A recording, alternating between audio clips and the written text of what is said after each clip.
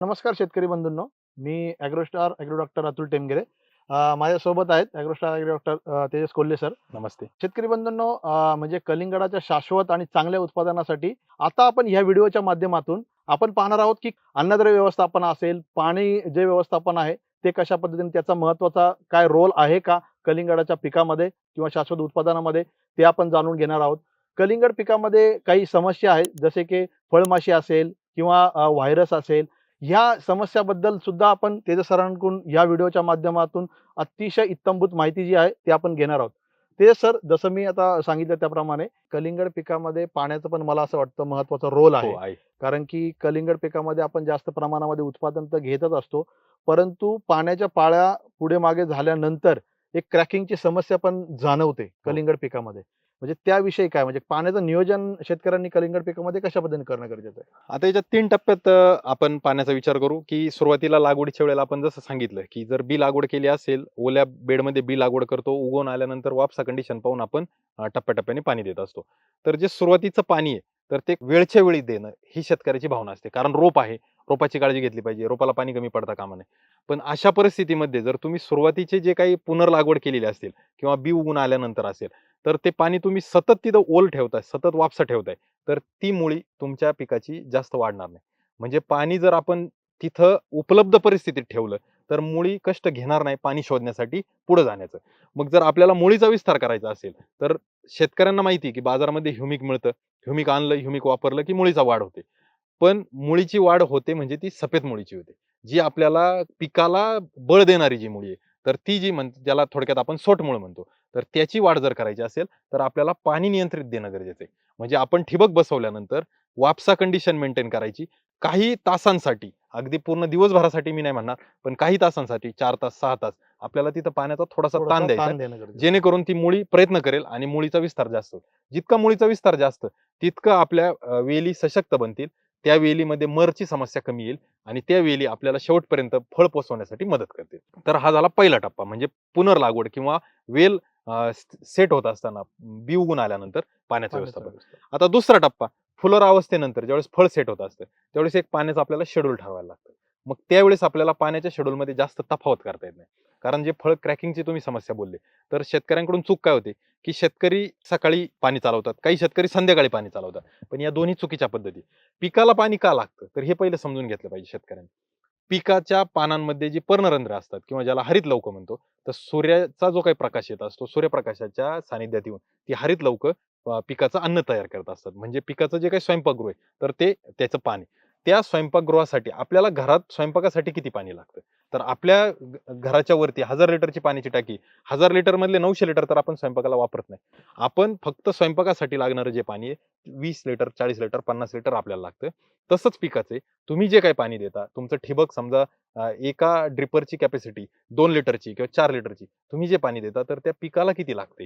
स्वयंपाक बनवण्यासाठी किंवा अन्न निर्मितीसाठी तेवढंच पाणी पीक घेतं. बाकीचं पाणी त्या पर्णरंध्रामधून बाहेर काढतं. जसं आपल्या त्वचेला जे घाम येण्यासाठी जे जागा ठेवलेली किंवा ज्याला आपण होल ठेवलेली, तसंच पिकाच्या पानांना असतं. स्टोमॅटा म्हणतो त्याला. टोमॅटो. त्यातून ते पाणी बाहेर जात असतं. मग तुम्ही अतिरिक्त पाणी दिलं, तर ते पाणी बाहेर काढणं हे एक त्याचं काम अतिरिक्त वाढतं आणि जेवढं पाणी त्याला अन्न निर्मितीसाठी लागतं, तेवढंच पाणी ते ठेवतं. मग अन्न निर्मितीसाठी लागणारच पाणी तुम्ही त्याला द्यायचं असतं. म्हणजे त्या पिकाला आवश्यकतेनुसार किंवा गरजेनुसार पाणी द्यायचं असतं. अतिरिक्त पाणी जर दिलं, तर ते पाणी बाहेर टाकण्याची जी काही त्याची एनर्जी वाया जाते किंवा ऊर्जा त्याची ऊर्जा शक्ती जी, शक्ती. तर ती क्षय होते आणि त्यात तुमच्या पिकाचं उत्पादन घटत असतं. म्हणजे जे पोटेन्शियल आहे, आपण जे पोटेन्शियल म्हणतो म्हणजे कलिंगड पिकातून आपल्याला पोटेन्शियल समजा 30 टनाचं आहे, तर तुम्ही अतिरिक्त पाणी दिल्यामुळे ते कदाचित 25 वर येईल, 25चं 20 वर 20 येईल, वर. 20चं 15 वर येईल. तर ही शक्यता घडू शकते. त्यामुळे मर्यादित पाणी द्यायचं. अतिरिक्त पाणी दिल्यामुळे दुसरा लॉस काय होतो, की तुम्ही पाण्यासोबत अन्नद्रव्य देत असता. ती अन्नद्रव्य जमिनीत लीच होत जातात. म्हणजे जमिनीत खालच्या थरात जातात, वरच्या थरात राहत नाही. आपली कलिंगडाची मुळी ही काही खोलवर जात नसते. टोमॅटोसारखी, मिरचीसारखी. ती वरच्या थरात असते. वरच्या थरात अन्नद्रव्य राहण्यासाठी पाणी पण आपल्याला मर्यादित किंवा नियंत्रित नियंत्रित स्वरूपात द्यायला स्वरूपात लागतं. देणं गरजेचं आहे. त्यातही पण तुम्ही मल्चिंग केलंय. मल्चिंग केलंय म्हणजे तुमच्या जमिनीतून जे पाणी बाहेर पडणार आहे, जेवढं वेली त्याच्या टोमॅटोमधून किंवा पर्णरंध्रामधून जेवढं पाणी बाहेर टाकणार आहे, तेवढंच पडणार आहे. बाकी मल्चिंग असल्यामुळे, सूर्यप्रकाशामुळे किंवा उन्हामुळे बिलकुलही पाणी बाहेर पडणार नाही. त्यामुळे तुम्हाला तितकं नियंत्रित पाणी देणं गरजेचं आहे. दुसऱ्या टप्प्याचा विचार आपण केला, तर शेतकऱ्यांनी पाणी देत असताना कधी पण सूर्य दय झाल्यानंतर म्हणजे सूर्य उजाडल्यानंतरच पाणी द्यावं आणि सूर्यास्त होण्यापूर्वी पाणी बंद करावं. म्हणजे शेतकऱ्याचं शेड्यूल जर 1 तासाचं आहे, तर सकाळी 7च्या आधी त्यांनी पाणी देऊ नये आणि संध्याकाळी 4 वाजेच्या नंतर कधीही पाणी देऊ नये. हे सूत्र जर लक्षात ठेवलं, तर आपल्या कलिंगडच काय इतर कोणत्याही पिकांमध्ये ज्या समस्या येणार आहे, तर त्या कमी येतील. हा एक भाग झाला. दुसरं, ज्यावेळेस फळपक्वता होत असते, तर फळपक्वता होत असताना त्याला तुम्ही जर नियंत्रित पाणी नाही दिलं, अतिरिक्त पाणी दिलं, तर जसं पर्णरंध्रातून पाणी बाहेर पडतं, तसं पीक फळातून सुद्धा पाणी बाहेर पडण्याची एक काय म्हणतो ना त्याला, शक्यता एक आपण पण त्याला इमर्जन्सी अरेंजमेंट म्हणतो. हां, हां. तर ती इमर्जन्सी अरेंजमेंट केलेली असती, पिकांनीच केलेली असते. मग तुम्ही अतिरिक्त पाणी दिलं, तर पर्णरंध्र एकदा पाणी बाहेर टाकण्यासाठी सक्षम नसली किंवा त्यांच्या कॅपॅसिटीपेक्षा जास्त झालं, का मग ते फळातून बाहेर येतं. मग ते फळ फुटतं. आणि मग शेतकऱ्यांना वाटतं मी कॅल्शियम वापरतोय, मी बोरॉन वापरतोय, तरी माझं फळ कंट्रोल फुटलं. होत नाही. तर ते फळ फुटण्याची जी समस्या आहे, ती पण टाळायची असेल, तर पाणी नियंत्रणात देणं गरजेचं आहे. मी पुन्हा वारंवार शब्द वापरतो, नियंत्रणात. म्हणजे पाणी द्यायचं नाही असंही नाही आणि अतिरिक्त पाणी झालं असंही नाही. ही एक बाब. आणि पाणी देत असताना सूर्योदयापासून सूर्यास्तापर्यंतच्याच वेळेत आपल्याला पाण्याचं शेड्यूल ठेवायचे आणि फळपक्वतेच्या अवस्थेमध्ये आपल्याला हे शेड्यूल फॉलो करायचे. म्हणजे तुम्ही दिवसाआड 1 तास देताय, तर दिवसाआड 1च तास द्यायचे. तुमच्या पिकाला तुम्ही काय सवय लावली? 2 दिवसाआड 2 तास देताय, तर ती 2 दिवसाआडच 2 तास द्यायचे. ती सवय तुम्ही बदलायची नाही. ती जर बदलली तर पीक डिस्टर्ब होतं. जशी आपल्या ह्युमन टेंडन्सी असते किंवा आपली जी काही मानसिकता असते, तशीच पिकाची पण काही मानसिकता असते. ती जर तुम्ही बदलायला गेला, तर तुम्हाला त्याची समस्या किंवा त्याचे जे काही दुष्परिणाम आहे, ते लगेच जाणवायला चालू होतात. आणि खास करून कलिंगड पिकामध्ये तर हे लवकर होतं. शेतकरी बंधूंनो म्हणजे आपण पाणी आपल्याला माहिती आहे आपल्याकडे पाणी आहे. आपण म्हणजे जास्त प्रमाणामध्ये कुठल्याही पिकाला पाणी देत असतो आणि त्याने आपलं उत्पादन वाढत असतं. हा आपला एक गैरसमज आहे. तर म्हणजे तेजस सरांनी अतिशय महत्त्वाचा मुद्दा या ठिकाणी सांगितला आहे, की कलिंगड पिकामध्ये पाणी किती प्रमाणामध्ये, कुठल्या वेळेला पाणी देणं गरजेचं आहे आणि स्टेजेसनुसार सुरुवातीची स्टेज असेल, फुलाची स्टेज असेल किंवा फळवाढीची स्टेज असेल. या स्टेजमध्ये आपण पाण्याचं नियोजन कशा पद्धतीने करणं गरजेचं आहे, ते आता आपल्याला सांगितलेलं आहे. तेजस सर, आता पाण्याचं नियोजन झालं, परंतु कलिंगड पिकामध्ये आपण 20 टन, 25 टन, 30 टन ह्या प्रमाणामध्ये उत्पादन घेत असतो. तर त्याच्यामध्ये मला असं वाटतं क्वालिटी उत्पादनासाठी अन्नद्रव्य व्यवस्थापन हा नक्कीच. खूप महत्त्वाचा मुद्दा आहे कलिंगड पिकामध्ये. हो. तर त्याविषयी काय म्हणजे कोणकोणती अन्नद्रव्य कलिंगड पिकासाठी महत्त्वाची आहेत? जसं आपण मागच्या व्हिडिओमध्ये पाहिलं, की आपण बेसल डोस बनवत असताना आपल्या बेडमध्येच आपण अन्नद्रव्य वापरतो. आता काही शेतकऱ्यांना वाटतं 60 दिवसाचं पीक आहे. कलिंगड हे सरासरी 60 दिवसाचं. रोप लावलं तर 60 दिवसाचं. जर तुम्ही बी लावलं असेल तर साधारण 70-75 दिवसाचं. एवढ्या कमी कालावधीच्या पिकासाठी एवढी खतं लागतात का? तर माझा त्या शेतकऱ्यांना प्रश्न आहे, ज्यावेळेस तुम्ही मिरची किंवा टोमॅटो ज्यावेळेस 6 महिने त्याचं उत्पादन चालवता, तेव्हा जाऊन तुम्हाला 25, 30, 40 टनापर्यंत उत्पादन येतं. कांद्यासारख्या पिकामध्ये तुम्ही 4 महिने कांदा शेतामध्ये ठेवतात, तेव्हा जाऊन तुम्हाला 25-30 टन उत्पादन देतं. परंतु तितकंच उत्पादन तुम्हाला फक्त 60 दिवसात कलिंगड देते. बरोबर. म्हणून तुम्हाला अन्नद्रव्याचा वापर हा खूप काय म्हणतो ना त्याला आपण नियोजन नियोजन पद्धतीने पद्धतीने करणं करणं गरजेचं गरजेचं आहे. जर तो नाही करू शकलो, तर मग आपण विनाकारण त्याच्यावर पैसे खर्च करतोय, असं त्यातलं होतं. आता अन्नद्रव्य व्यवस्थापनाचा एक ढोबळ हिशोब आहे, की ढोबळ हिशोब कसा आहे, की तुम्ही सेंद्रिय खत हे साधारणपणे 30 ते 40% त्याच्यावर तुम्ही भार द्यायचा आहे. 30-40% आर्थिक पद्धतीने म्हणा किंवा क्वांटिटीच्या हिशोबाने म्हणा. त्यानंतर एक साधारण 20 ते 25% तुम्हाला दाणेदार खत जे आपण बेसल डोस वगैरे बेसल जमिनीत डोसमध्ये वापरला वापरतो ते. तो करतो. परत एकदा 30% आपण विद्रव्य खतं कारण आता ठिबकनी नियोजन करतोय.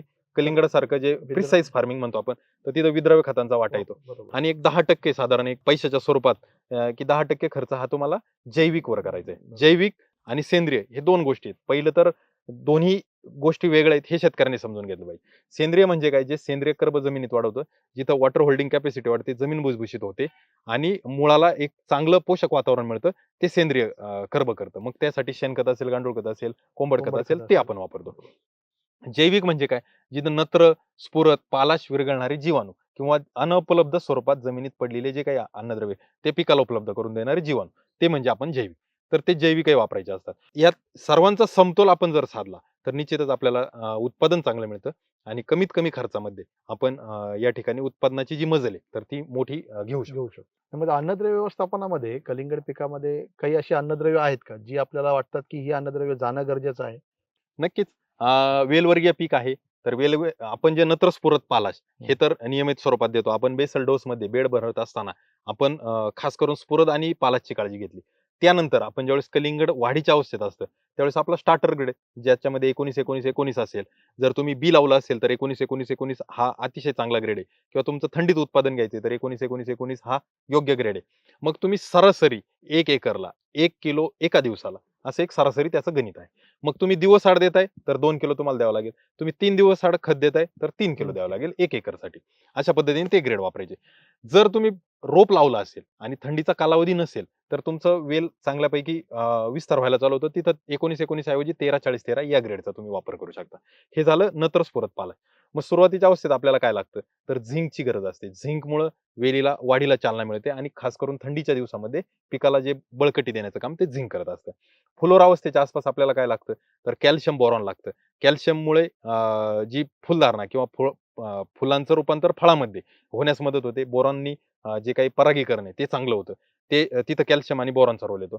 त्यानंतर फळपक्वतेच्या अवस्थेमध्ये परत एकदा फळ तडकू नये. फळाची जी साल आहे तर ती व्यवस्थित इलॅस्टिक म्हणजे आपण त्याला काय म्हणतो ना, ताणण्याजोगी राहावी यासाठी परत कॅल्शियमचा रोल येतो आणि कॅल्शियम देत असताना त्यासोबत बोरॉन द्यायला लागतं. तेही तिथं बोरॉन कॅल्शियमचा रोल येतो. वेलीच्या वाढीच्या अवस्थेमध्ये एकदा आणि फळ पोसण्याच्या पोसण्याच्या अवस्थेमध्ये अवस्थेमध्ये. दोन्ही वेळेस आपल्याला एकदा मॅग्नेशियमची पूर्तता करावी लागते. मग मॅग्नेशियम सल्फेट आपण ठिबकद्वारे 5 ते 10 किलो प्रति एकर देऊ शकतो. त्यानंतर ज्यावेळेस फळपक्वतेची अवस्था येते, तर त्या फळामध्ये चांगला रंग येण्यासाठी, चांगला कलर डेव्हलप होण्यासाठी म्हणून आपल्याला जशी पोटॅशची गरज आहे, त्याच्या खालोखाल फेरसची पण गरज आहे.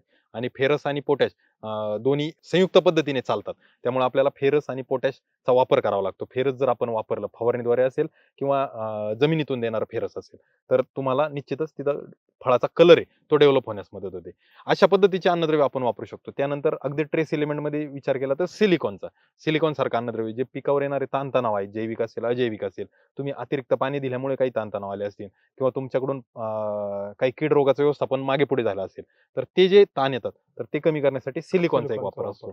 मग तुम्ही फवारणीद्वारे म्हणा किंवा आळवणी किंवा ठिबकद्वारे म्हणा, तर सिलिकॉन वापरू शकता. या सर्व अन्नद्रव्याचा वापर आपण करत असतो. आता फ्लोरा स्टेज आली. पहिलं स्टार्टरकडे आपण 19-19 किंवा 13-40-13 विचार केला.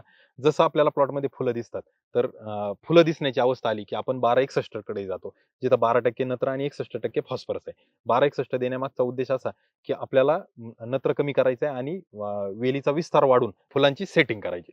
एकदा का सेटिंग झाली, आपल्याला 2 किंवा 3 फळं अपेक्षित असतात. प्रतिवेल 2 किंवा 3 फळं आपल्याला मिळाली, एकदा अंदाज आला, की मग आपण 12-61 बंद करून 13-0-45 कडे जातो. जिथं आपल्याला वेलाचाही विस्तार आता झाला पाहिजे आणि 45 दिल्यामुळे सोबतच फळ पण पोचलं पाहिजे आणि त्याच वेळेला भुरीसारखी समस्या येते. मग ती टाळण्यासाठी पोटॅशची पोटॅशची गरज. जी मात्रा आहे ती वेलीमध्ये जर चांगली राहिली तर भुरीची समस्या येणार नाही. आणि शेवटच्या टप्प्यामध्ये अगदी शेवटच्या टप्प्यात आपण 052-34 आणि 0050 या दोन्हींचा विचार करू शकतो. जिथं आपल्याला फळपक्वता ही महत्त्वाची असते. तर हे जे ग्रेड आहेत तर हे पिकाची आवश्यकतेनुसार बनवलेले आहेत आणि त्यानुसार आपल्याला ते वापरणं गरजेचं आहे.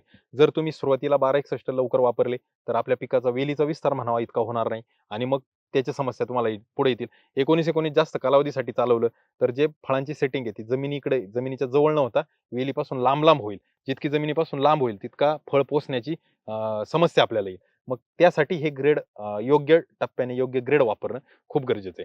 आणि शेवटच्या टप्प्यामध्ये जेव्हा फळ पक्व करायचं असतं किंवा आपल्याला आता या प्लॉटचा व्यवहार करायचा असं आपला एक निर्णय होतो. आणि एखादं दुसरं फळ कापून पाहिल्यानंतर बऱ्यापैकी तिथं कलर आलेला आहे चांगला.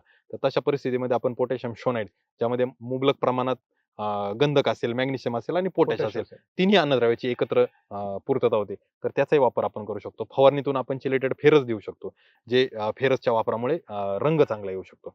तर अशा पद्धतीने आपल्याला हे नियोजन करायचं असतं. तर ह्या सर्व अन्नद्रव्यांचा वाटा या पिकामध्ये महत्त्वाचा आहे. त्यामुळे तुमची मुख्य अन्नद्रव्ये असतील, सूक्ष्म अन्नद्रव्ये असतील आणि दुय्यम अन्नद्रव्ये असतील, या सर्वांना समतोल विचारात घेऊन आपल्याला जावं लागतं. वेलवर्गीय पीक आहे म्हणून तिथं सल्फरची मात्रा जाणीवपूर्वक वेगळी वापरण्याची गरज नाही.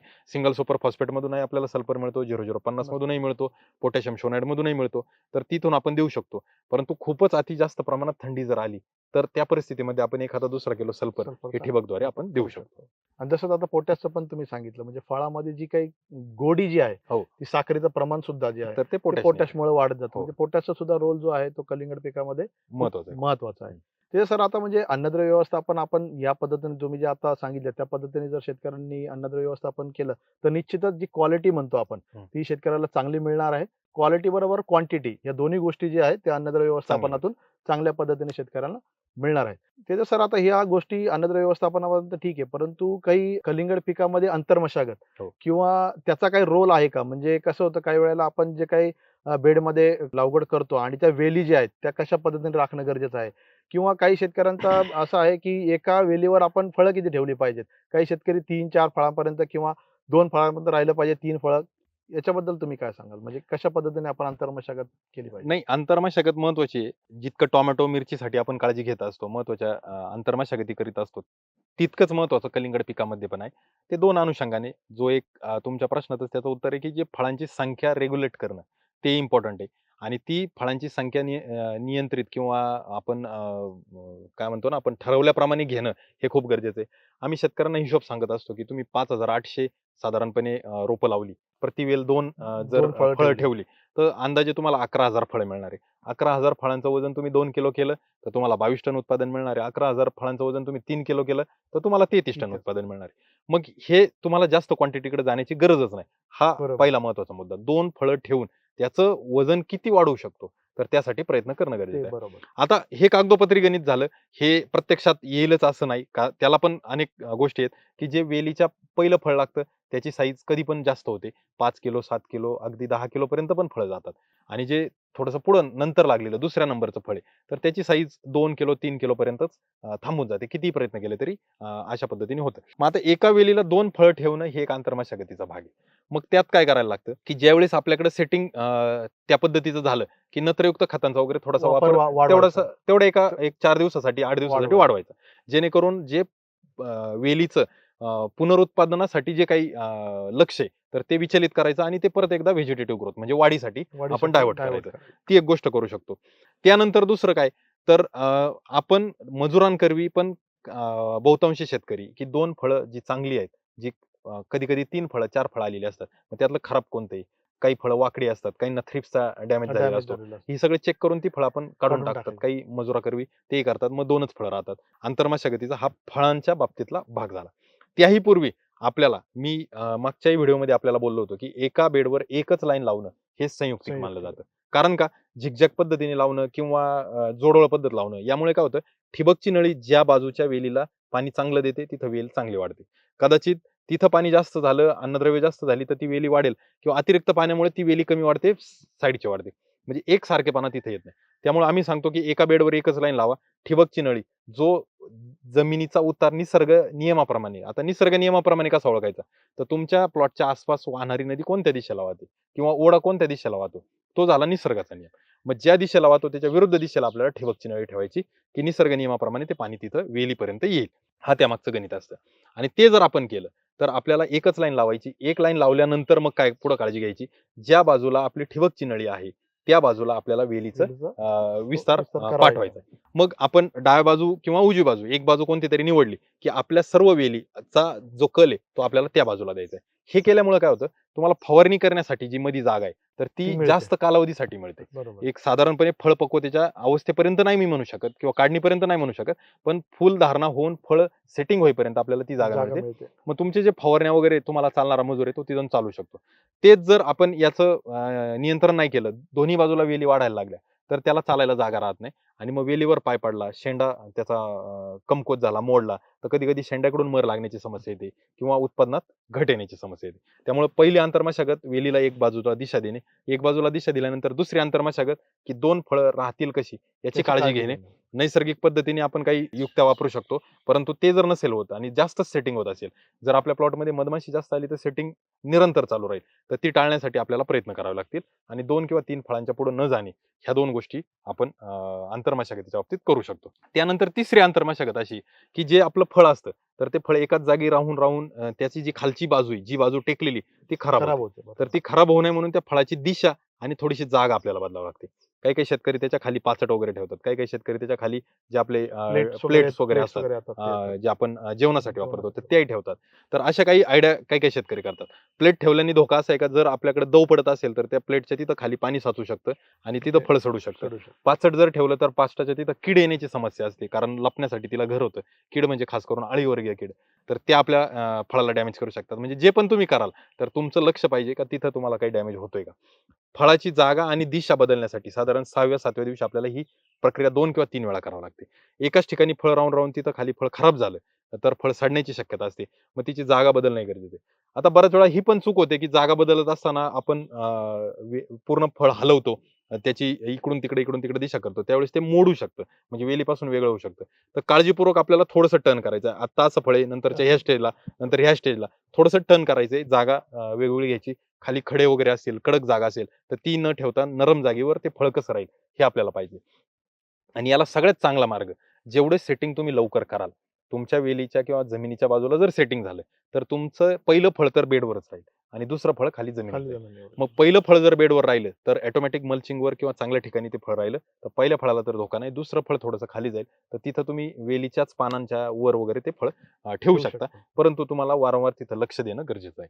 म्हणजे साधारणपणे ही 2 किंवा 3 वेळा हे गोष्ट, एकदा फळ कमी करणे ही गोष्ट, 3 वेळेला आणि चौथी वेळ म्हणजे आपली वेलीला दिशा देणं, असं 4 वेळेला आपल्याला मजुरांकरवी अंतर्मशागत करणं हे खूप गरजेचं गरजेचं असतं. निश्चितच त्याचं सर म्हणजे आंतर मशागतीचा जो काही महत्व आहे कलिंगड पिकामध्ये त्या दृष्टिकोनातून आहे की जे आपल्याला क्वालिटी उत्पादन आहे करायचं. ते राखण्यासाठी या हम्म. आंतर मशागतीत जे काही तुम्ही महत्वाचे मुद्दे जे सांगितलेत ते उपयोगात शेतकऱ्यांना येणारच आहेत. त्याचं सर कलिंगड पिकामध्ये एक महत्वाचा म्हणजे आपण म्हणतो इश्यू आहे जो प्रत्येक शेतकऱ्याला भेडसावतो तो म्हणजे फळमाशीचा. हो. म्हणजे फळमाशीमुळं मला असं वाटतं बऱ्यापैकी जे उत्पादनामध्ये घट जे येते ती फळमाशीमुळे येते कारण की त्याची जी क्वालिटी आहे ती पूर्णपणे खराब होते कलिंगड हो. पिकामध्ये. तर म्हणजे याच्याबद्दल काय म्हणजे ते फळमाशीचं नियंत्रण आपण कशा पद्धतीने करू शकतो कलिंगड पिकामध्ये? आता कलिंगड पिकामध्ये एक माशी आपल्याला पाहिजे असती, ती येत नसती, ती म्हणजे मधमाशी. मधमाशी. आणि जी माशी आपल्याला नको असती, जी ती आपल्या येत येत पिकाला असते. त्रास देणारी, तर ती फळमाशी, ती न बोलावता येत असते. ह्या 2 गोष्टी. तर आपल्या परिसरामध्ये आसपास कलिंगड, काकडी, दुधी, दोडका किंवा गिलक या 5 पिकांपैकी कुठं आपल्या आसपासच्या परिसरामध्ये जर शेती असेल, तर फळमाशीपासून आपल्याला आपलं पीक जपण्यासाठी खूप आधीपासून प्रयत्न करावा लागतो. जिथं ही पिकं नसतील, तरी पण फळमाशी येईल, पण तिथे धोका थोडासा तुलनेने कमी असेल. याला सगळ्यात महत्त्वाचा मुद्दा इंटिग्रेटेड पेस्ट मॅनेजमेंट किंवा ज्याला आपण एकात्मिक कीड व्यवस्थापन म्हणतो. तर ती आदर्श पद्धतीने इथं करू करणं शकतो गरजेचं आहे. आणि बरोबर. हे कमी खर्चात किंवा जे प्रतिबंधात्मक म्हणतो ते आपल्याकडून होतं. कारण फळमाशी येण्याची जी अवस्था आहे, त्याच अवस्थेला मधमाशी येईल. मधमाशी येण्यासाठी आपण मधमाशीला आमंत्रण देतोय आणि जर फळमाशीसाठी काही कीटकनाशक किंवा काही फवारण्या केल्या, तर ती मधमाशी जाईल. जाईल. मग आपल्याला जी कीड पाहिजे म्हणजे जी आपले मित्र कीड आहे, ती पण राहणार नाही आणि जी शत्रू कीड आहे, तर तिचं व्यवस्थापन होईल किंवा नाही होईल. त्यासाठी सगळ्यात सोपा मार्ग म्हणजे आपल्याला कामगंध सापळे लावणे. कामगंध सापळे ही खूप साधी आणि सोपी टेक्निक आहे का जिथं जो मादी पतंगाचा जो गंध आहे तर तो त्या सापळ्यामध्ये असतो. त्यामुळे नर पतंग तिथे अट्रॅक्ट होतो. नर कीड जर तिथं गेली तर जे काही पुढचं पुनरुत्पादन आहे तर ते थांबतं आणि ही मादी कीड आपल्या फुलामध्ये अंड घालण्याचं काम करू शकत नाही जर तिथं नरच उपलब्ध नसेल तर. मग नर पतंग अटकवण्यासाठी ही उपाययोजना आहे. मादी कीड फुलामध्ये अंड घालते. त्यानंतर ते फुल बंद होतं आणि त्यातून फळ सेटिंग झाल्यानंतर आतून कीड किंवा बाहेर आळी बाहेर येते. येते. ज्यावेळेस फळ साधारणपणे चेंडूच्या आकाराचं बनतं, त्यावेळेस आपल्याला कळतं की आपल्या फळामध्ये ह्या किडीचा प्रादुर्भाव झाला. तोपर्यंत बहुतांशी कालावधी निघून गेलेला असतो आणि आपल्याकडे जर सेटिंग 2 किंवा त्यापेक्षा जास्त फळांचं नसेल, तर आपल्याला मोठ्या प्रमाणात हा लॉस होऊ शकतो. त्यामुळे काळजी घ्यायची की ज्या वेळेस आपल्याला प्लॉटमध्ये फूल येण्याची अवस्था असेल, त्याच्यापूर्वीच प्लॉटमध्ये सुरुवातीला 2 ते 3 कामगंध सापळे फळमाशीचे लावणं गरजेचं आहे. त्यानंतर ज्यावेळेस फूल येईल, त्यावेळेस परत 3 सापळे नवीन लावणं गरजेचं आहे. असे 6 सापळे आपल्या प्लॉटमध्ये जागोजागी लावणं म्हणजे आपल्याला खूप एकरी 6 सापळे आपले एकरी 6 गरजेचे सापळे आहेत. लावणं.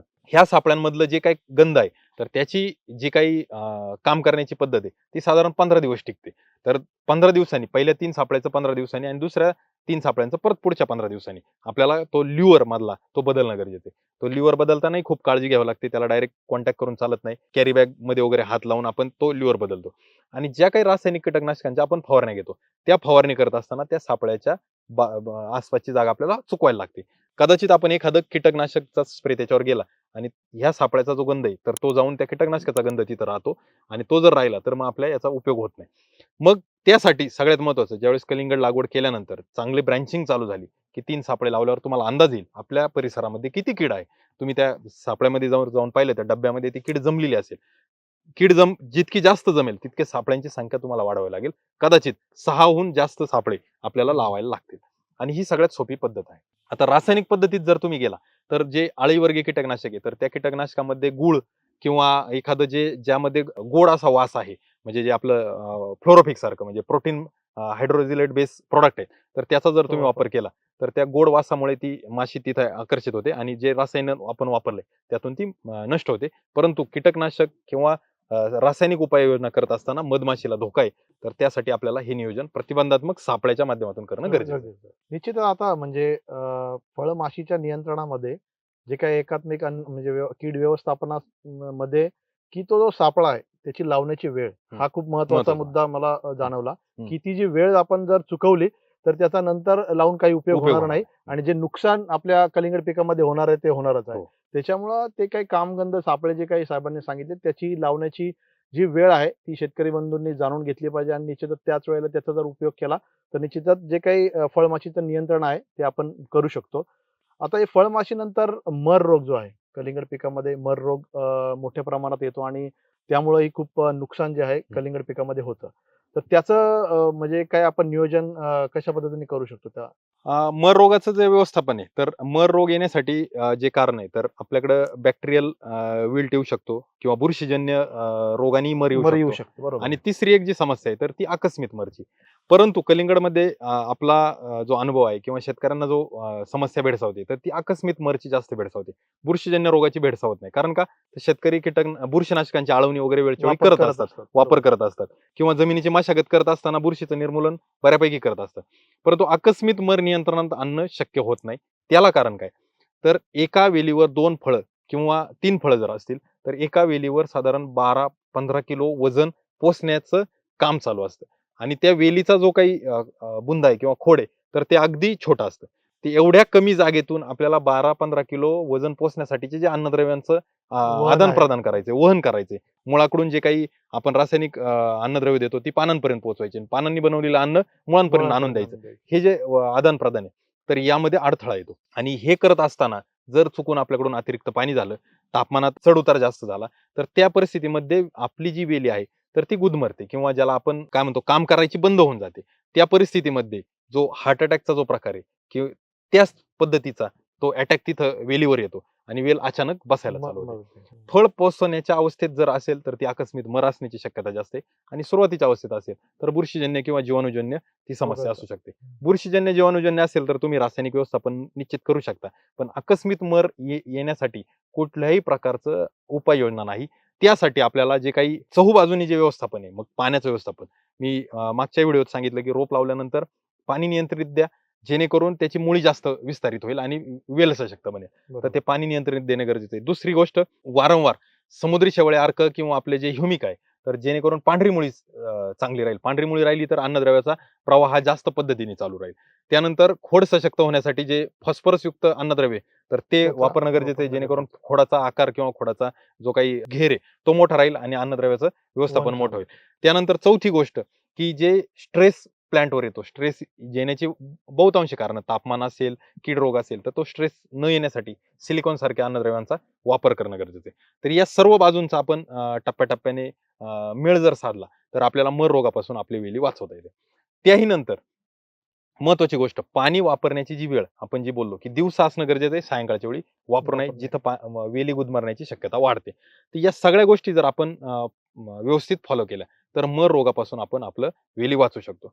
याला एक प्रतिबंधात्मक आम्ही जे व्यवस्थापन सांगतो, की तुम्ही कलिंगड लागवड केल्यानंतर 20 दिवस, कलिंगड लागवड केल्यानंतर 40 दिवस आणि कलिंगड लागवड केल्यानंतर साधारण 60 दिवस. जे बियाणी लागवड करतात आणि जे रोपानी करतात त्यांना 15, 30 आणि 45 दिवस. या 3 टप्प्यांमध्ये आपण जैविक व्यवस्थापन स्लरीच्या माध्यमातून करायला सांगतो. त्यामध्ये शेण, गोमूत्र, गूळ, ताक किंवा दही हे सगळं एकत्र करून त्याची स्लरी बनवायची. साधारण 200 लिटर जर स्लरी बनवली, तर ही स्लरी 3 ते 4 दिवस बनवून ठेवायची. ती ढवळत राहायची आणि ज्या दिवशी आपल्याला शेतामध्ये वापरायची, त्याच्या पूर्वी साधारण 3 ते 4 तास त्यामध्ये आपण ट्रायकोडर्मा असेल, ट्रायकोडर्मा वगैरे, सुडोमोनास असेल, सुडोमोनास. त्यानंतर एन-पी-केचे जे बॅक्टेरिया आहेत, नत्रस्फुरत पालाचे बॅक्टेरिया, यापैकी नाहीच कोणतं मिळालं, फक्त फॉस्फेट सोल्बिलायझिंग बॅक्टेरिया जरी मिळाले तरी चालतील. ते बॅक्टेरिया त्याच्यात ॲड करायचे. त्यासोबत जे व्हॅम आहे, म्हणजे ज्याला आपण मायकोरायझा म्हणतो, तर ते मायकोरायझा त्यात ॲड करायचं. हे सगळं एकत्र ॲड केल्यानंतर ही स्लरी आपल्याला 15 दिवस, 30 दिवस, 45 दिवस किंवा जर बी लावलं असेल तर 20 दिवस, 40 दिवस आणि 60 दिवस या दिवशी ती आळवणी करणं गरजेचं आहे. ही जर आळवणी केली तर याच्यात फायदा काय होतो? स्लरी असल्यामुळे तुमच्या मुळीचा वाढ चांगली होते. त्याच्यात जीवाणूजन्य खत असल्यामुळे जे जमिनीतून अन्नद्रव्याचा अपटेक आहे तो चांगला तो राहतो. चांगला होतो. ट्रायको आणि सुडोमोनास असल्यामुळे जे बुरशीजन्य किंवा जीवाणूजन्य समस्या येणारे त्याला तो अटकाव होतो आणि व्यायाम किंवा जे आपण मायकोरायझा म्हणतो, मायकोरायझा बनवल्यामुळे मुळांच्या जे काही केसाळ रचना आहे, तर त्याच्यावर त्याची एक आवरण बनतं आणि मायकोरायझाला राहण्यासाठी घर मुळांनी दिलं, म्हणून मायकोरायझा मुळांना लागणारं अन्नद्रव्य उपलब्ध करून देण्याचं काम करतं. असं दोघांचं एक संयुक्त काम चालतं आणि त्यातून आपले वेली सशक्त राहण्यासाठी किंवा आपलं पीक सशक्त राहण्यासाठी मदत होते. तर हे जर शेड्यूल फॉलो केलं, तर बऱ्यापैकी ही समस्या आपण टाळू शकतो. हे करत असताना ज्यावेळेस आपल्याला हे व्यवस्थापन करायचं, या दरम्यान कुठल्याही बुरशीनाशकाची आळवणी जमिनीतून आपण करू शकत करायचं. नाही.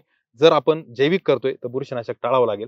जर आपल्याला ती समस्या जाणवली, बुरशीजन्य समस्या जाणवते किंवा आपल्याला बुरशीजन्य मर आल्यानंतर एखादी दुसरी वेली सुकलेली दिसते, तर आपण जैविक न करता रासायनिककडे जावं. रासायनिक मधून आपल्याला तत्पर रिझल्ट दिसतील. जैविकचे रिझल्ट आपल्याला निरंतर राहतील, परंतु त्यासाठी थोडा वेळ द्यावा वेळ लागेल. द्यावा लागतो, अशा कालावधी. पद्धतीने आपल्याला हे व्यवस्थापन करता येईल. मग आता मर रोग झाला, तुम्ही मर रोगाचं नियोजन पण सांगितलं. पण मर रोगाच्या बरोबरच कलिंगड पिकामध्ये डावणी असेल, भुरी असेल, ह्या रोगांचा देखील प्रादुर्भाव मोठ्या प्रमाणामध्ये होतो. मग त्याचं सुद्धा नियंत्रण करणं गरजेचं आहे. मग त्यासाठी काय उपाययोजना असतील? आता भुरी रोगाचा जर विचार केला तर कोरडं हवामान झालं, थंडी वाढली तर भुरीची भुरी समस्या समस्या वाढते. वाढते आणि फळपक्वतेच्या अवस्थेमध्ये ही एक भुरीची समस्या येते. कारण का? तर भुरी रोग न येण्यासाठी पिकामध्ये किंवा वेलीमध्ये जितकं पोटॅश जास्त, पालाची मात्रा मात्रा जास्त. जास्त, तेवढी भुरीची समस्या कमी येते. तसंच डावणीचा जर विचार केला तर फळपक्वतेच्या अवस्थेपर्यंत जेव्हा फॉस्फरसची पिकाला गरज जास्त असते, त्याच कालावधीमध्ये फॉस्फरस कमी पडला तर डावणीची समस्या येते. त्यात जर आपल्याकडे धुकं पडत असेल, दमट हवामान असेल किंवा थोडंसं उष्ण दमट असेल, तर त्या परिस्थितीमध्ये डावणीची समस्या येते. तर या दोन्ही समस्या टाळण्यासाठी डावणी मिल्ड्यूवर नियंत्रण आणणारे बुरशीनाशक वेगळे, भुरीसाठी नियंत्रण आणणारे वेगळे. आपल्याकडे जे सेंट्रल इन्सेक्टिसाइड बोर्डच्या रिकमेंडेशन प्रमाणे जे ॲझॉक्सिस्ट्रॉबिन आणि क्लोरोथॅलोनिल हे एकच बुरशीनाशक आहे जे कलिंगड पिकासाठी आपण वापरतो. फवारणी करू शकतो. जर आपल्याला सेंट्रल इन्सेक्टिसाइड बोर्ड व्यतिरिक्त जे शेतकऱ्यांना चांगले अनुभव आले, म्हणजे शेतकऱ्यांनी वापरले आणि त्यांना खूप फायदेशीर ठरले, तसं भुरीमध्ये जर तुम्ही गेले तर जे थायोफिनेट मिथिल असेल, कार्बनडेन्झिम असेल, त्यानंतर डायफेनकॉनिझॉल असेल, हे भुरीसाठी काम करतं. जर तुम्ही डाउनी मिल्ड्यूच्या याच्यात जर गेले तर मेटॅलॅक्झिल मँकोजेब एकत्र कॉम्बिनेशन असेल किंवा कॉपर ऑक्सिक्लोराइड असेल किंवा कॉपर हायड्रॉक्साईड असेल, तेही खूप चांगलं काम करतं. ॲझॉक्सिस्ट्रॉबिन हा घटक असेल, तो दोन्ही भुरी आणि डावणी डावणी दोन्हीवर पिकावर. काम करतो. तर अशा पद्धतीच्या बुरशीनाशकांचा आपण निवड करू शकतो आणि फवारणी करू शकतो. बुरशीनाशक निवडताना सुरुवातीच्या अवस्थेमध्ये प्रतिबंधात्मक जर आपण वापरतोय, तर आपण सिस्टिमिक आणि तुलनेने महागडे असे बुरशीनाशक वापरू शकतो. एकदा का प्रादुर्भाव झाला, भुरीची समस्या जास्त आहे किंवा डावणीची जास्त आहे, तर त्या परिस्थितीमध्ये आपण कॉन्टॅक्ट फंगिसाइड आणि तुलनेने थोडेसे स्वस्त हे आपण वापरू शकतो. कारण ते एकदा का रोग आला की क्युरेटिव्ह काम करतात. जे रोग न येण्यापूर्वी काम करतात ते प्रिव्हेंटिव्ह काम करतात. प्रिव्हेंटिव्ह हे शक्यतो सिस्टिमिक करतात आणि क्युरेटिव्ह हे शक्यतो कॉन्टॅक्टवाले करतात. त्यामुळे ते आपल्याला निवड करणं खूप गरजेचं आहे त्यामध्ये. म्हणजे भुरी आणि डावणीसाठी म्हणजे आता तुम्ही म्हटलं CIB सेंट्रल इन्सेक्टिसाइड जो बोर्ड आहे, हो. त्याच्यामध्ये काहीतरी म्हणतो 1 का 2 एकच औषधं औषध. हो. रिकमेंडेशन आहे. परंतु शेतकऱ्यांच्या अनुभवातून काही जे काही बुरशीनाशकं हो. असतील, त्याचा वापर केल्यानंतर निश्चितच त्याचा आपण कंट्रोल जो आहे, तो फायदा मिळाला. फायदा आपल्या शेतकऱ्यांना मिळू शकतो. त्याच्यात सर आता रोग आपण पाहिले, परंतु कलिंगड पिकामध्ये व्हायरस ही एक समस्या आहे, हो. जी सुरुवातीपासून जर आली, तर आपलं जे काही पीक आहे, की जे उत्पादन आहे, ते बऱ्यापैकी आपलं शेतकऱ्यांना कमी मिळतं. हो. तर ते व्हायरसचं नियंत्रण करता येऊ शकतं का? आणि येऊ शकत असेल तर त्याच्यामध्ये काय उपाययोजना आहेत? म्हणजे कशा पद्धतीने आपण करू शकतो? व्हायरस बद्दल आधी खूप सविस्तर आम्ही बोलत होतो आणि शेतकऱ्यांना व्हायरस बद्दल समजून सांगायला लागायचं. परंतु गेला जो कोविडचा कालावधी गेला, सगळ्यांनी व्हायरसचा अनुभव घेतला, घेतला, बरोबर की आहे. कोविडमध्ये जे काही एकदा का कोविड झाल्यानंतर त्याला नियंत्रण नाही.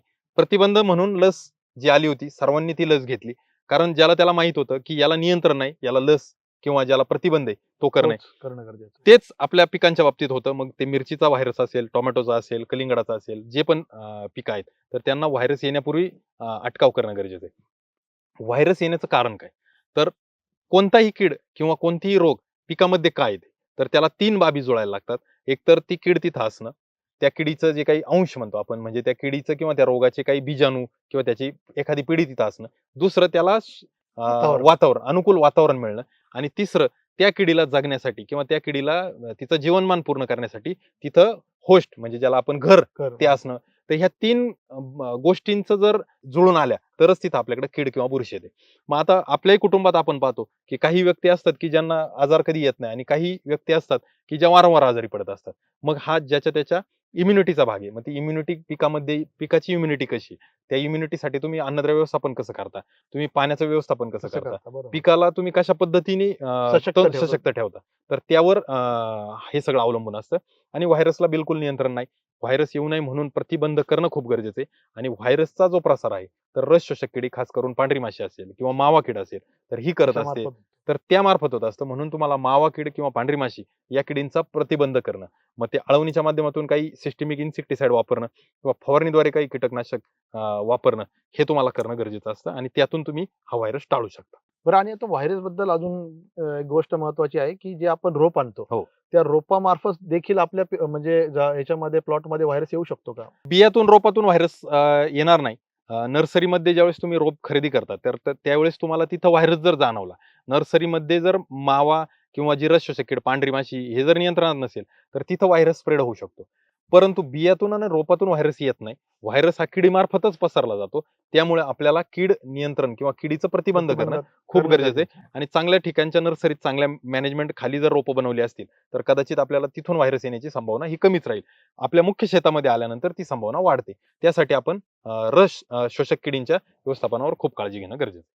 निश्चितच शेतकरी बंधूंनो, म्हणजे कलिंगड पिकाच्या शाश्वत उत्पादनासाठी जे काही आज या व्हिडिओच्या माध्यमातून आपण 5-6 मुद्द्यांना हात घातलेला आहे. त्याच्यामध्ये महत्त्वाचं म्हणजे आपलं अन्नद्रव्य व्यवस्थापन असेल, पाणी व्यवस्थापन असेल, रोग कीड व्यवस्थापन असेल, व्हायरस ही जी काही महत्त्वाची समस्या आहे कलिंगड पिकामध्ये त्याचं नियंत्रण कशा पद्धतीने करणं गरजेचं आहे. फळमाशी ह्या ह्या किडीचं नियंत्रण आपण कशा पद्धतीने करणं गरजेचं आहे. या सर्व गोष्टींची इत्थंभूत माहिती जी आहे ते तेजस सरांकडून आपण घेतलेली आहे. तर शेतकरी बंधूंनो, अशा प्रकारची किंवा ही माहिती जर तुम्हाला आवडली असेल, निश्चितच या व्हिडिओला तुम्ही कमेंट करून आम्हाला कळवा, की ही माहिती तुम्हाला कशी वाटली. ही जर माहिती तुम्हाला आवडली असेल, जे कलिंगड करणारे जे काही शेतकरी आहेत, त्यांना ही माहिती तुम्ही शेअर करा. हा आमचा चॅनल म्हणजे ह्या अशा काही नवीन-नवीन गोष्टी किंवा नवीन पिकाविषयी जे काही नवीन तंत्रज्ञान जे आहे, ते तुम्हाला जाणून घ्यायचं असेल, तर आमच्या ॲग्रोस्टार YouTube चॅनलला सबस्क्राईब करा. जेणेकरून त्याचं जे नोटिफिकेशन आहे, तुम्हाला वेळोवेळी येत राहील. धन्यवाद शेतकरी.